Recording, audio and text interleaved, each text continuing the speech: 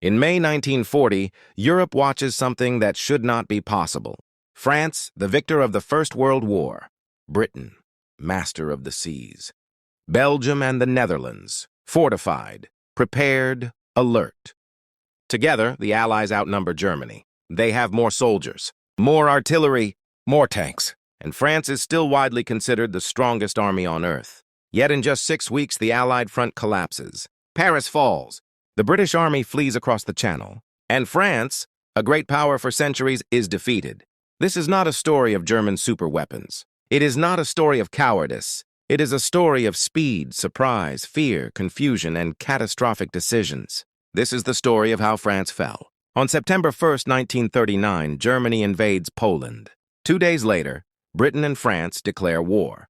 But then, nothing happens. For 8 months, Europe waits. This becomes known as the phony war. French and British troops sit behind defenses. German forces consolidate their victory in Poland. And Adolf Hitler plans his next move. Hitler is in a hurry. His alliance with the Soviet Union is temporary. Germany's economy is strained. And France and Britain are rearming fast. On September 27, 1939, Hitler tells his generals, "I want to attack France within a month." The German high command is stunned. General Wilhelm von Leibwandt's. The French will not be surprised. They know we must come through Belgium. The sacrifice will be enormous. This will not be Poland, they argue. France is fortified, experienced, ready. Hitler ignores them.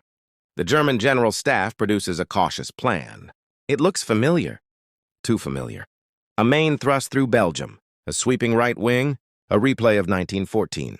Hitler explodes. This is just the old Schlieffen plan. You cannot repeat such an operation. For months, planning descends into chaos.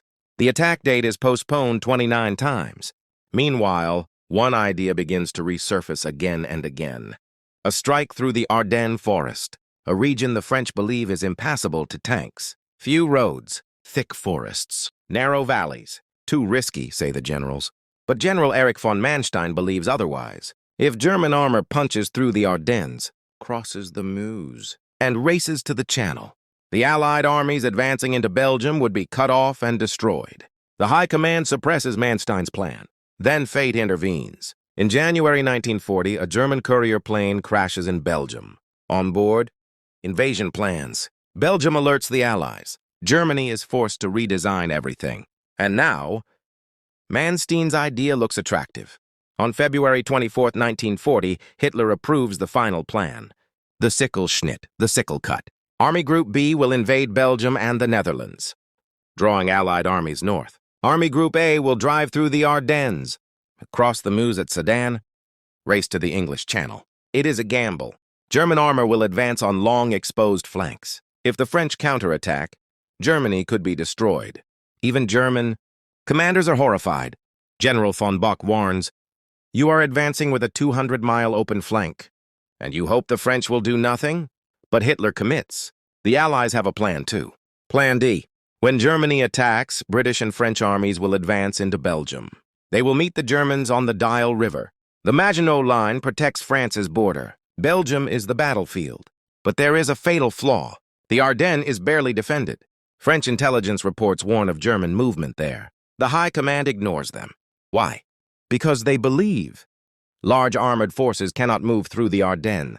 There is no strategic reserve. France is about to bet everything on a single assumption. At dawn on May 10th, Germany attacks. Planes roar overhead. Borders collapse. The Netherlands. Belgium. Luxembourg. German paratroopers seize bridges. Gliders land atop Fort Eben Emael, once thought impregnable. The fortress falls in hours. Dutch resistance collapses quickly. On May 14th, Rotterdam is bombed. The city burns.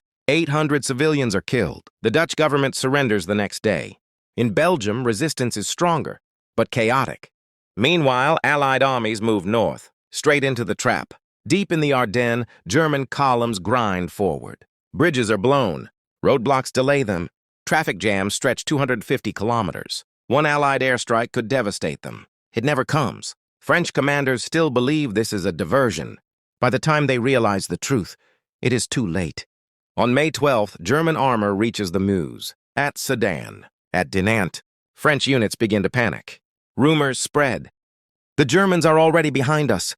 Some units break without fighting. On May 13th, German infantry crosses the Meuse. Dive bombers scream overhead. French defenses shatter.